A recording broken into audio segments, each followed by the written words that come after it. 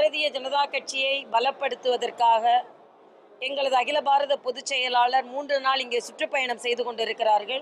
வாக்குச்சாவடி அளவிற்கு எங்கள் கட்சியை பலப்படுத்துவதற்கான அத்தனை முயற்சிகளையும் நாங்கள் மேற்கொண்டு வருகிறோம். அதனால தான் தமிழகத்தில் வருங்காலத்தில் யாரோட கூட்டு, எப்போ கூட்டு, எப்படி கூட்டு என்பதை பற்றியெல்லாம் சிந்திக்காமல் எங்களது பலத்தை நாங்கள் கூட்டுவதற்கான முயற்சிகளை நாங்கள் மேற்கொள்கிறோம். அந்த கூட்டை பற்றி யோசனை பண்ணாமல் எங்களது பலத்தை கூட்டுவதற்கான முயற்சியை நாங்கள் மேற்கொண்டு வருகிறோம். அதனால் இன்னும் தேர்தலுக்கு கால அவகாசம் இருக்கிறது. ஆனால் என்னை பொறுத்த மட்டில் உள்ளாட்சி தேர்தல் எவ்வளவு விரைவாக நடைபெற வேண்டுமோ அவ்வளவு விரைவாக நடைபெற வேண்டும். ஆனால் இடஒதுக்கீடு சரியாக அமைத்திருக்க வேண்டும். பெண்களுக்கான வார்டுகள் எதை என்று முதலேயே தெரிவிக்கப்பட வேண்டும். தாழ்த்தப்பட்ட சகோதரர்களுக்கான இடம் எது என்று தெரிவிக்கப்பட வேண்டும். ஆனால் இன்னுமே இடஒதுக்கீடில் ஒரு குழப்பம் இருக்கிறது. அது மட்டும் இல்லை, வார்டு வரையறையில் கூட ஒரு குழப்பம் இருக்கிறது. இந்த குழப்பங்களை சீக்கிரம் சரி செய்து எவ்வளவு விரைவாக உள்ளாட்சி தேர்தல் நடைபெற வேண்டுமோ அவ்வளவு விரைவாக உள்ளாட்சி தேர்தல் நடைபெற வேண்டும். ஏனென்றால் பல இடங்களில் குப்பைகள் அப்புறப்படுத்தப்படாமல் இருக்கிறது.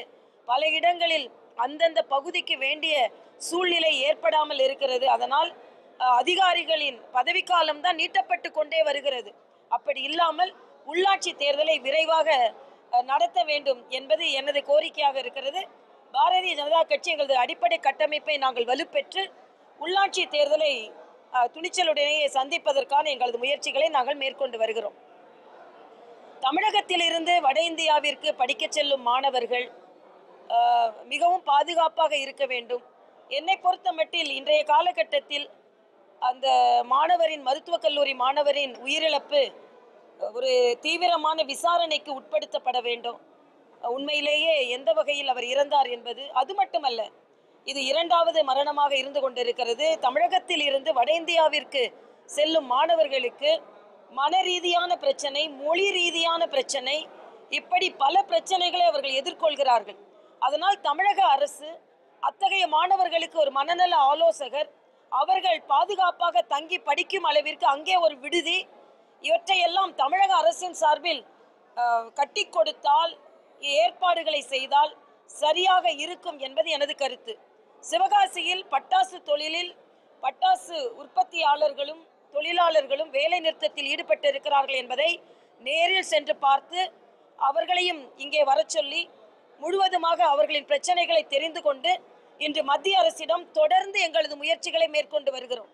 பட்டாசு தொழிலிலும் தீப்பெட்டி தொழிலிலும் உள்ள பிரச்சனைகள் தீர்க்கப்பட வேண்டும் என்பதில் நாங்கள் மிக உறுதியாக இருக்கிறோம். அதனால ஏதோ பார்த்தோம், சென்றோம், வந்தோம் என்று இல்லாமல் போராட்டம் மட்டுமே தீர்வாக இருக்க முடியாது என்ற காரணத்தினால் தீர்வை நோக்கி செல்வதற்காக நாங்கள் முழு முயற்சியையும் நாங்கள் இந்த பகுதியை சார்ந்த ஸ்ரீனிவாசன் போன்ற நிர்வாகிகளோடு சேர்ந்து நாங்கள் எடுத்து வருகிறோம். அதனால இன்றைய சூழ்நிலையில் பாரதிய ஜனதா கட்சி மக்கள் பிரச்சனைகளை, அவர்களுக்கான பிரச்சனைகளை அணுக வேண்டும் என்று அணுகி கொண்டிருக்கிறோம். வைரமுத்து பிரச்சனையை பொறுத்த மட்டில் இன்று பாரதிய ஜனதா கட்சி மட்டும் தெருவில் இறங்கல. பொதுமக்கள், பெண்கள், சமய உணர்வாளர்கள், நடுநிலையாளர்கள், எந்த மதத்தையும் தனிப்பட்ட முறையில் தாக்காதவர்கள், நடுநிலையாளர்கள், எல்லா மதத்தையும் துதிப்பவர்கள் கூட ஆண்டாளை இப்படி பேசிவிட்டாரே என்று கொதித்து எழுந்து கொண்டிருக்கிறார்கள். ஆக இது மக்களின் எழுச்சி, வேறு எந்த எழுச்சியும் கிடையாது. தானாக பிறண்டு எழுந்து கொண்டிருக்கின்ற எழுச்சி இது. ஆனால் இதை கட்டுப்படுத்த வேண்டும் என்பதற்காக, இன்று அதை திசை திருப்ப வேண்டும் என்பதற்காக சில பேர் எப்படியெல்லாமோ பேசிக்கொண்டிருக்கிறார்கள். அதை பற்றி எங்களுக்கு கவலை இல்லை. சகோதரர் வைரமுத்து கேட்ட மன்னிப்பில் கூட அவர்கள் உள்ளுணர்வு இல்லாமல் ஏதோ புண்பட்டு இருந்தால் என்றுதான் பேசியிருக்கிறார். அதற்கு பின்பாக அவர்கள் கொடுத்த விளக்கம் முழுமையான விளக்கமாக இல்லை. அதனால் எங்களை பொறுத்த மட்டில் வைரமுத்து இங்கே ஜிஆர் சாமிகள் அவர்கள் சொன்னதை போல அவர்கள் உள்ளர்த்தத்தோடு இது சொல்லப்பட்டிருக்கிறது, உள்ளர்த்தத்தோடு அது பிரசுரிக்கப்பட்டிருக்கிறது.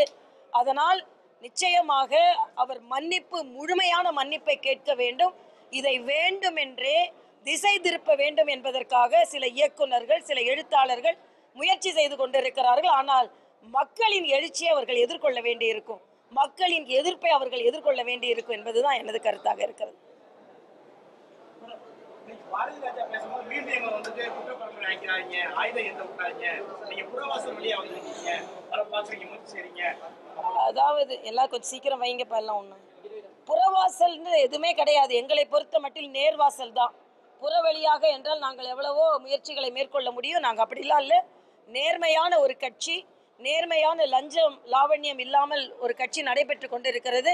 மக்களுக்கான ஆட்சி நடைபெற்று கொண்டிருக்கிறது.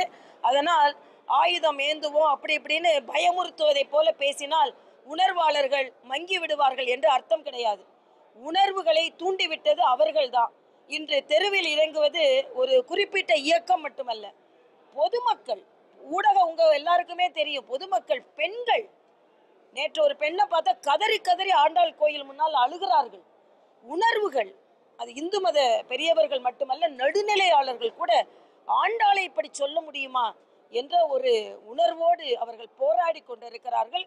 அதனால் ஆயுதம் ஏந்துவோம், அதை செய்வோம், இதை செய்வோம் என்று பயமுறுத்தினால் அது எந்த விதத்திலும் அவர்களை கட்டுப்படுத்தாது என்பது எனது கருத்து. ஏனென்றால் சட்டம் ஒழுங்கை எந்த விதத்திலும் பாதிப்படைந்து விடக்கூடாது என்று அமைதியான முறையில் தான் ஆண்டாளுக்கு ஆதரவாக போராட்டம் நடத்துவார்கள். அமைதியான முறையில் தங்களது கருத்துக்களை சொல்லிக் கொண்டிருக்கிறார்கள் என்பதை நான் இங்கே தெரியப்படுத்துகிறேன்.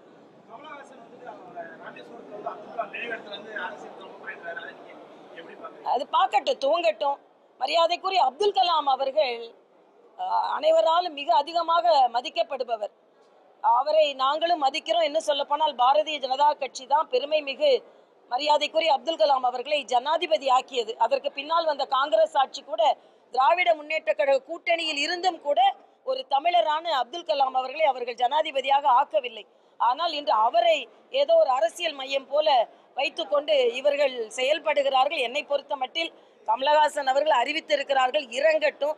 இறங்கி எப்படி மக்கள் பிரச்சனையை அணுகுகிறார்கள் என்று பார்ப்போம். பார்த்த பின்பு சொல்லலாம். என்ன அவசரம் நான் கேட்கிறேன்.